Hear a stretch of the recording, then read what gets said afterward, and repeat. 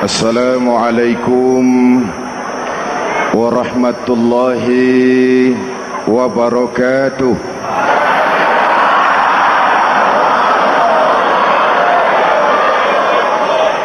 Alhamdulillahi rabbil alamin.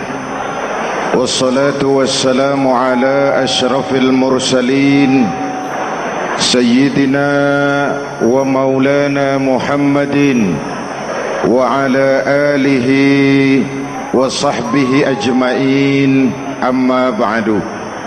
Para ulama yang saya muliakan, hadirin hadirat ma'asyiral muslimin yang saya cintai, banyak kita alami perubahan-perubahan yang terjadi, baik perubahan yang menyangkut sosial budaya, lebih-lebih yang menyangkut sosial politik. Yang tidak banyak mengalami perubahan adalah sosial ekonomi. Bahkan angka kemiskinan kita naik menjadi 3/5 dari total penduduk kita hidup di bawah garis kemiskinan, dan 20% diantaranya miskin mutlak. Perubahan-perubahan yang terjadi menyadarkan kita kepada kebenaran Al-Quran ketika Allah menyatakan wa tilkal ayyamu nudawiluha bainan nas. Hari itu kami putar di antara manusia. Ada saat datang, ada waktu pergi. Ada hari lahir, ada saat kembali, ada waktu dilantik, ada saat menyerahkan jabatan. Hari kami putar di antara manusia dan hidup cuma sekadar menunggu giliran. Soalnya kemudian di tengah perubahan-perubahan yang terjadi begitu cepat, what must we do now?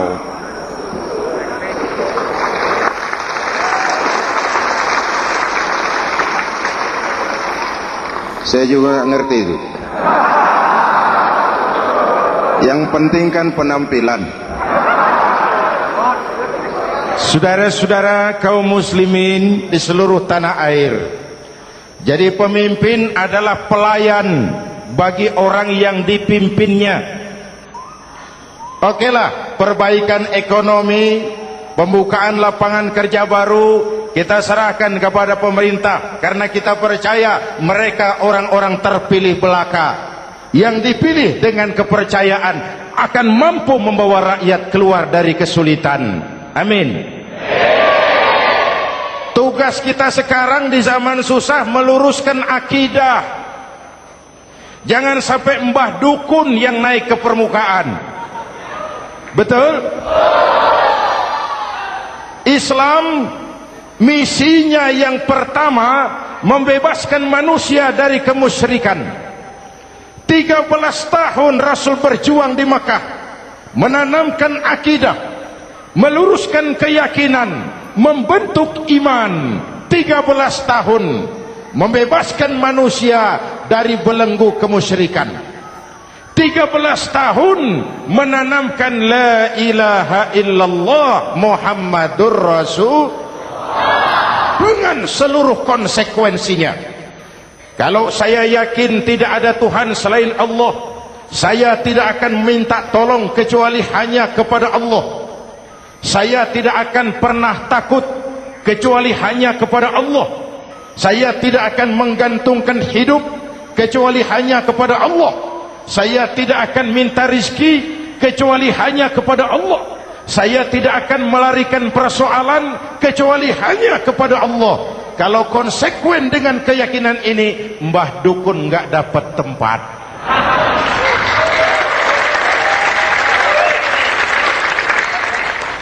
Akur? Ayo lihat secara sederhana. Saya sandaran di tiang, tiangnya ambruk, sayanya jatuh. Saya sandaran di tembok, temboknya runtuh, saya juga runtuh. Saya sandaran kepada orang kaya, dia jatuh miskin, saya bangkrut. Saya sandaran kepada jenderal, dia pensiun, saya selesai. Tapi kalau saya sandaran hanya kepada Allah, Allah tidak akan pernah miskin, Allah tidak akan pernah lumpuh, Allah tidak akan pernah terpuruk, dan Allah tidak akan pernah berkurang kekuasaannya.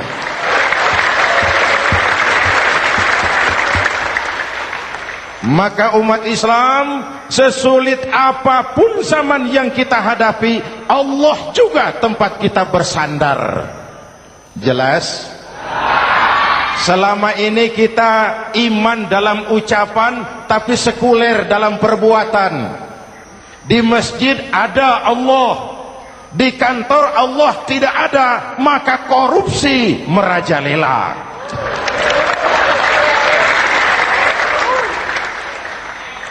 Di masjid ada Allah, di pasar Allah tidak ada, maka timbangan tetap curang. Kita iman dalam ucapan, tapi sekuler dalam perbuatan. Oleh karena itu, sesulit apapun zaman yang kita hadapi, iman jugalah pegangan kita, Allah juga tempat kita bersandar. Boleh zaman berubah, akidah jangan sampai goyah. Karena iman kita hidup, untuk iman kita berjuang, dan dalam iman kita ingin kembali menghadap Allah Subhanahu.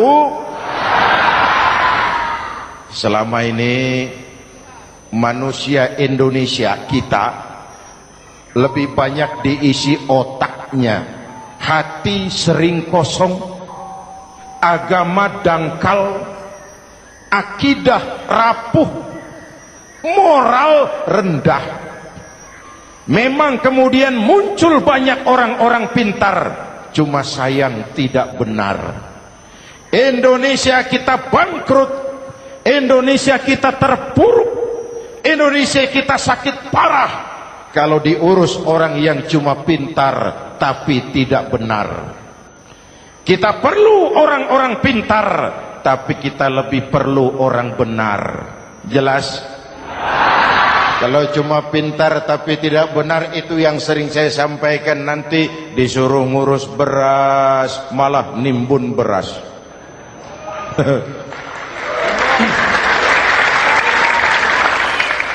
Disuruh ngurus laut malah jadi bajak laut. Disuruh ngurus hutan rame-rame jadi orang hutan. Jutaan hektar hutan Indonesia kita ini merupakan kekayaan sumber daya alam kita yang harus digunakan bagi sebesar-besar kemaslahatan rakyat. Yang disuruh ngurus hukum malah bikin hukum seperti pisau, tajam ke bawah, tumpul ke atas. Jangan heran lalu di masyarakat muncul street justice, pengadilan jalanan, sebagai refleksi dari ketidakpuasan melihat sikap hukum yang sangat berpihak. Kalau yang kecil salah, hukum cepat-cepat ditegakkan.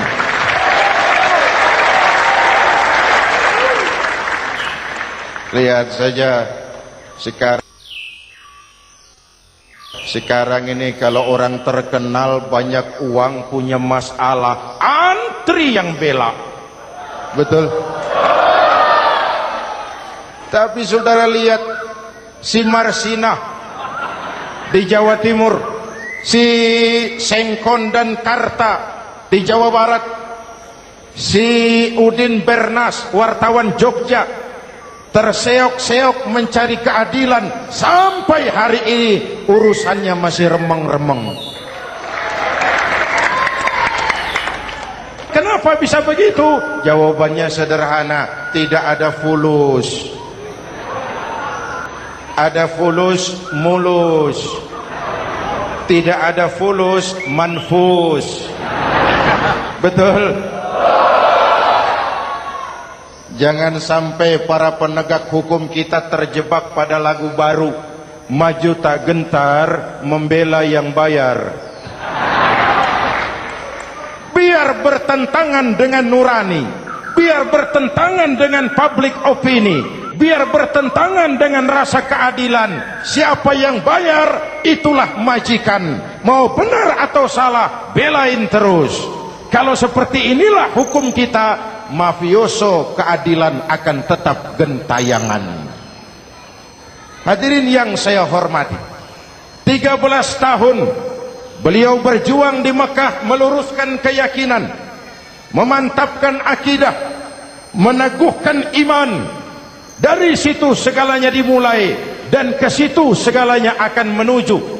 Intan paling mahal, mutiara paling berharga, tidak lain adalah nilai-nilai keimanan. Kalau itu sudah tergadai, apalagi yang bisa kita banggakan dalam kehidupan ini? Kita merasa harta kita berharga, belum ada artinya ketimbang iman. Kedudukan kita punya nilai pun belum ada artinya ketimbang dengan nilai-nilai keimanan. Itu intan paling mahal, itu mutiara paling berharga. Harta baru ada manfaatnya kalau dilandasi dengan iman. Jabatan dan kedudukan baru terasa gunanya kalau dilandasi dengan keimanan. Kalau jabatan lepas dari iman, yang akan lahir Fir'aun baru. Jelas? Kalau harta terlepas dari iman, yang akan muncul adalah konglomerat korun.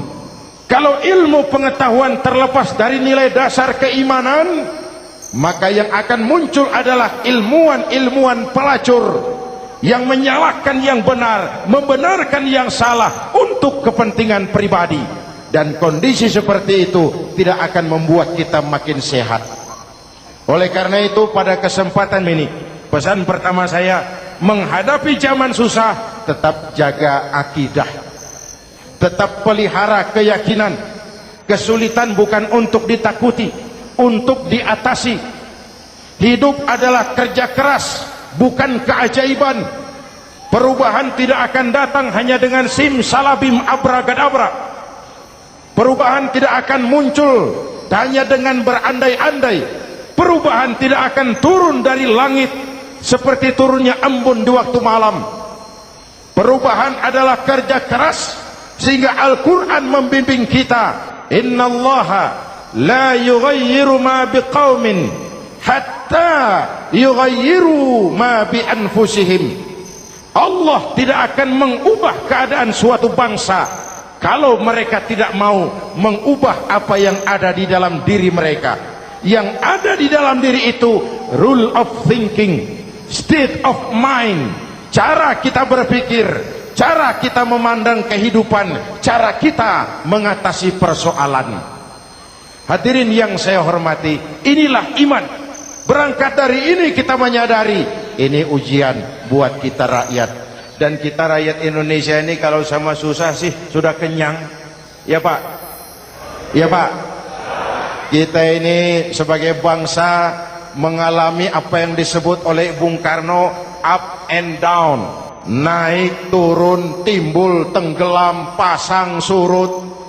350 tahun dijajah oleh Belanda, kita susah. Berangkat Belanda masuk Jepang, susah lagi. Pergi Jepang, datang nikah, susah lagi. Lalu kita merdeka, dirongrong oleh berbagai pemberontakan, susah lagi. Makan bulgur, antri minyak. Lalu PKI berontak, susah lagi. Muncul orde baru, lama-lama susah lagi. Orde baru selesai, naik reformasi, mulai repot nasi, susah lagi.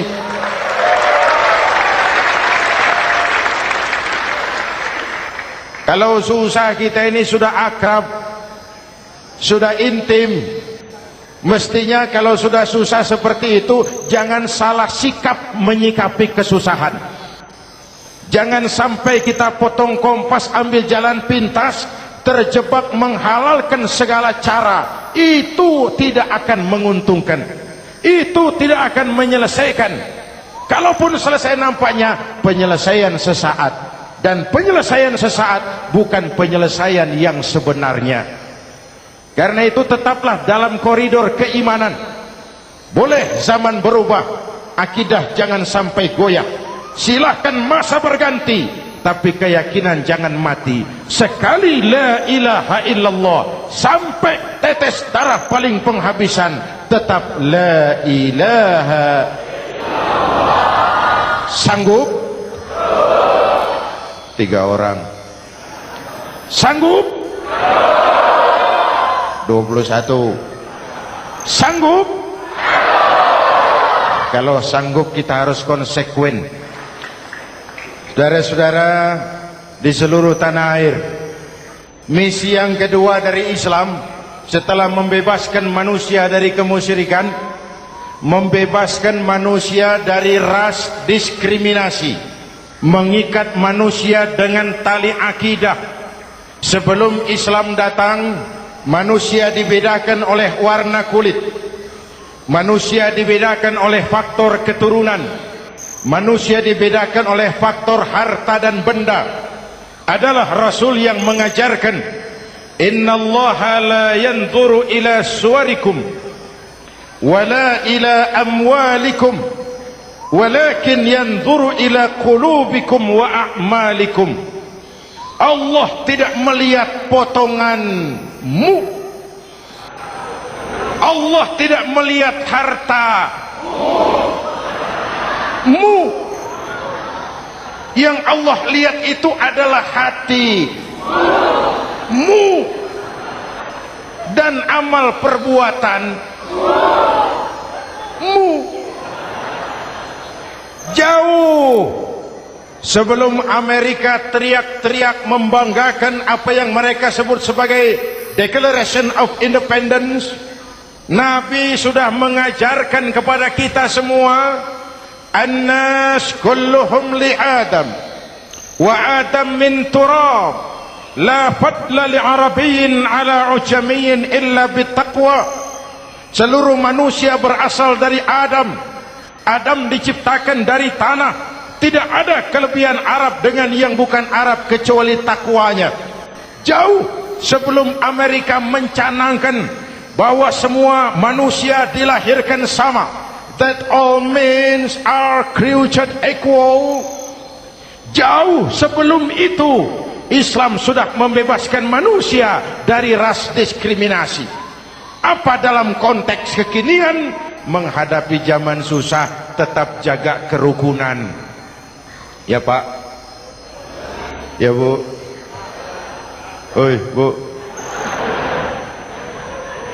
menghadapi zaman susah tetap jaga kerukunan, baik antar umat seagama, antar umat beragama, maupun antar umat beragama dengan pemerintah. Menjaga kerukunan.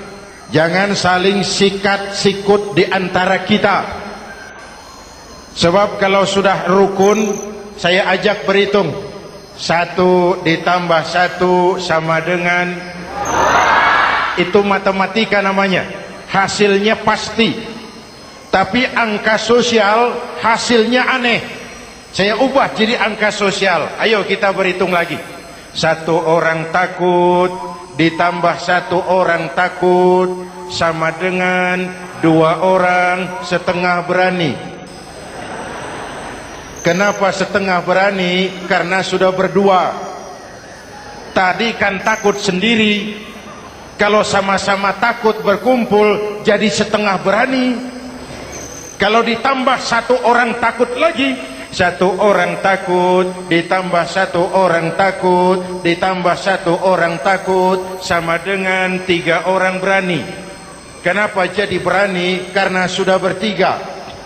Kita yang lemah, kita yang marginal, kita yang dikucilkan, bahkan kita yang dilecehkan, kalau mau rukun kita akan kuat dan tidak bakal dipermainkan orang.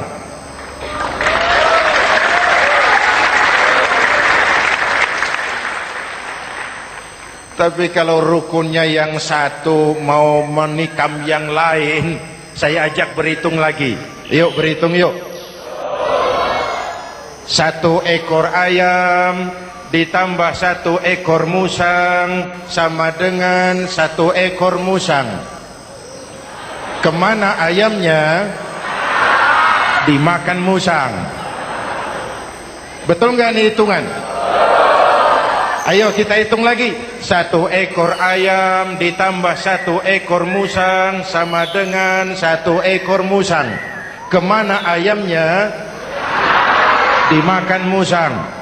Jadi kalau kita suka kumpul dengan orang yang mau makan kita, selesailah kita.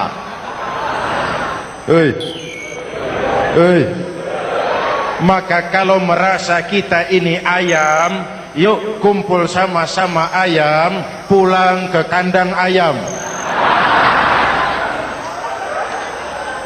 Kalau ada ayam kumpul ke kandang musang, itu namanya ayam minum baygon. Jelas? Menjaga kerukunan. Pertama, antar umat seagama, sesama muslim harus saling menjaga, harus saling memelihara. Baik dia muslim yang jadi kapolri, baik dia muslim yang jadi kasat, baik dia muslim yang jadi pengusaha, baik dia muslim yang jadi petani, nelayan, guru, semua komit menjaga semangat kebersamaan, rukun antar umat seagama. Jelas? Jelas? Hadirin yang saya hormati, atas dasar itu saya ingatkan kembali, kita semua ingin persoalan terorisme dilepaskan kaitannya dari agama manapun. Tidak ada kaitannya terorisme dengan Islam, dengan Kristen, dengan Hindu, dengan Buddha. Tidak ada kaitannya terorisme dengan pondok pesantren.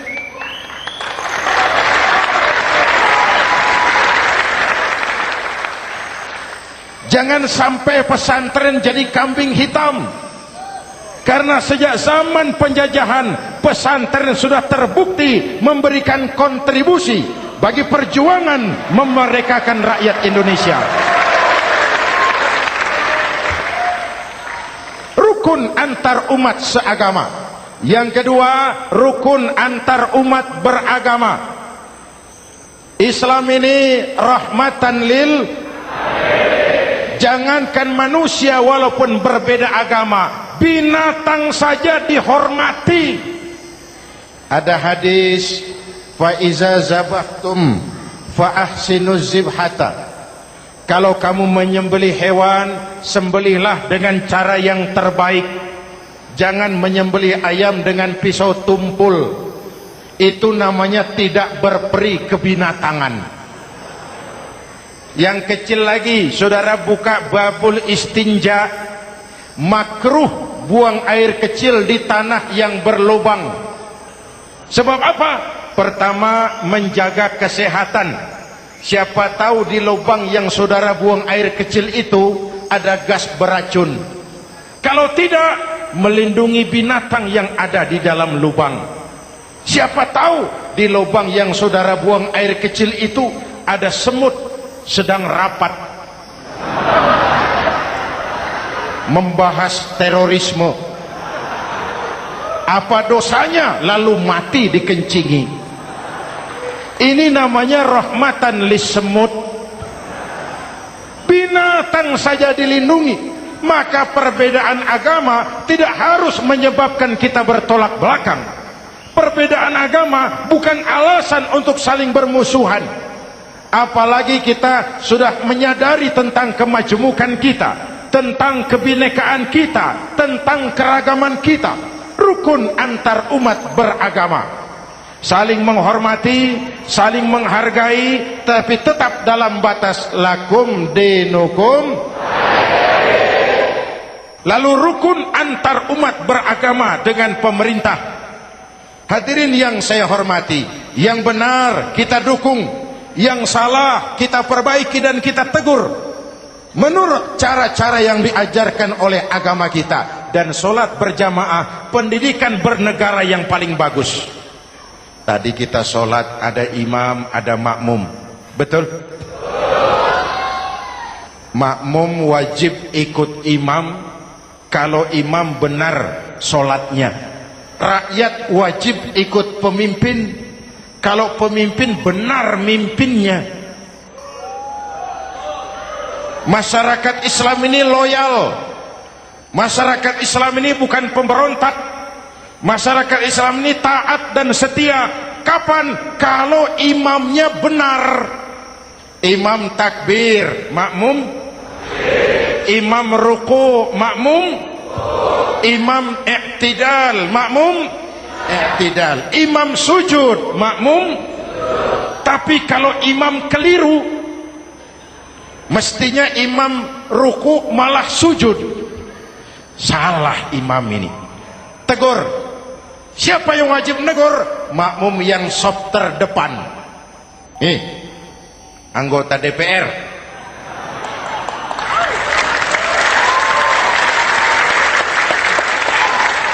Ini wakil-wakil makmum ini, sop di depan ini. Kalau imam keliru, mereka paling tahu. Ngomong. Tegur. Bagaimana negurnya? Ada aturan main. Mestinya ruku, imam sujud. Salah ini imam. Subhanallah. Kan begitu negurnya. Betul? Tidak boleh juga imam keliru, makmum emosi. Main pegang. Weh, makmum salah. Hoi, hoi. Kacau solat. Betul? Anggota dewan ini, soft di depan. Itu kalau imam keliru. Satu saat imam buang angin. Namanya manusia bisa buang angin toh. Apa makmum lalu berkata, demi kesetiaan saya kepada imam, imam buang angin, saya lebih keras lagi. Itu namanya fanatisme buta, loyalitas yang goblok. Imam buang angin, minggir. Iyyaka na'budu wa iyyaka nasta'in. Sampai situ imam buang angin, minggir imam. Lalu sof yang di depan maju. Tidak usah bikin solat baru, teruskan pekerjaan imam. Ihdinas siratal mustaqim. Teruskan. Kenapa? Kalau bikin solat baru lagi, nanti buang angin lagi. Bikin lagi solat. Kapan selesainya solat? Kapan selesainya membangun negara ini? Yang penting imam tahu diri, buang angin, minggir.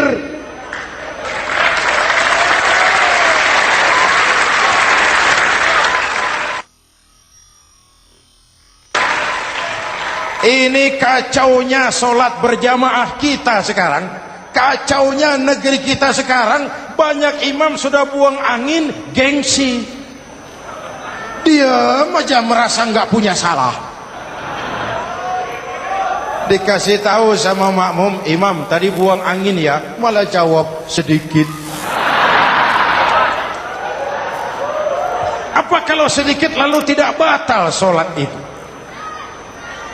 Mekanisme kehidupan sosial yang diatur lewat tuntunan solat berjamaah. Sehingga Nabi berpesan, kun imaman muta'an au ma'muman muti'an fala takun thalisan jazu'a. Kalau jadi pemimpin, jadilah pemimpin yang ditaati. Kalau jadi makmum, jadilah makmum yang mentaati. Jangan jadi golongan ketiga pemecah belah. Di depan tidak jalan, di belakang takut, ditaruh yang di tengah, di depan didorong, yang belakang ditendang. Ini namanya biang kerok. Saudara-saudara, dari uraian singkat ini saya ambil beberapa catatan pokok. Pertama, kalau ada intan paling mahal, kalau ada mutiara paling berharga dalam hidup kita, itu tidak lain adalah karena keyakinan. Hidup jadi indah, hidup jadi berharga, hidup jadi berarti kalau didasari atas sebuah keyakinan. Dan keyakinan itu tidak lain adalah nilai iman kita, akidah kita kepada Allah Subhanahu wa ta'ala. Yang kedua, tetap menjaga kerukunan. Sesulit apapun zaman yang kita hadapi, kita tetap harus menjaga semangat kebersamaan. Kita harus tetap menjadi lem perekat yang menjaga keutuhan, baik sebagai bangsa maupun sebagai umat. Perbedaan adalah wajar, harus dihormati sebagai ciri kehidupan berdemokrasi. Tapi jangan perbedaan menjadi sebab kita bermusuhan, dan jangan perbedaan menyebabkan kita saling berpecah belah. Hormati perbedaan, jangan perbedaan dipandang sebagai permusuhan. Dengan akidah yang kuat dan kebersamaan yang kokoh, ayo kita hadapi kesulitan, kita atasi kesulitan, dan dengan kerja keras untuk menyongsong hari esok yang lebih pasti. Mari kita Fatihah, semoga Allah memelihara kita bangsa Indonesia ala hadhihi niyah wa ila hadratin Nabi. Al-Fatihah.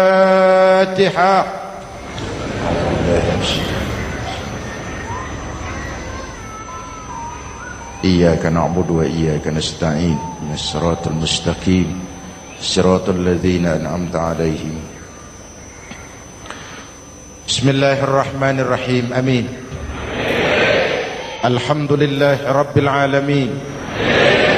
Allahumma salli wa sallim wa barik ala sayyidina Muhammadin wa ala alihi wa sahbihi ajma'in.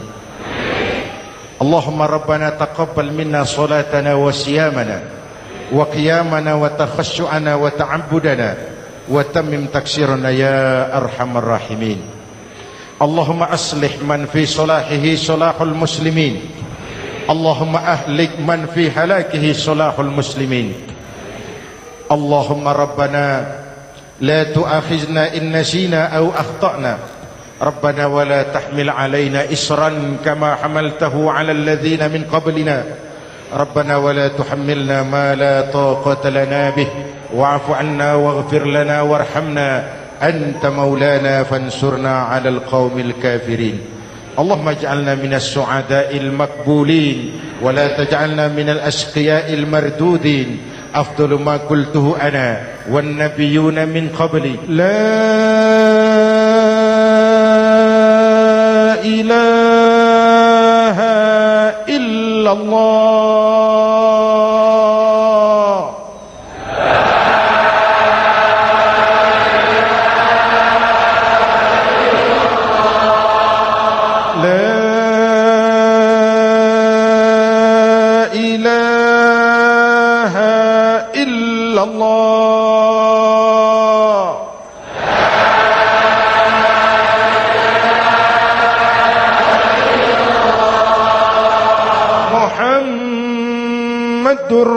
Rasulullah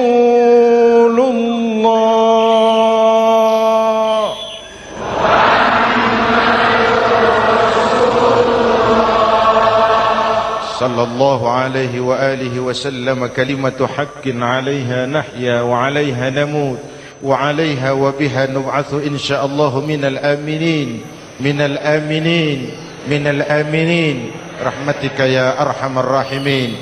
Sallallahu ala sayyidina Muhammad wa ala alihi wa sahbihi ajma'in. Ana rabbika rabbil izzati amma yasifun. Salamun alal mursalin. Walhamdulillah rabbil alamin.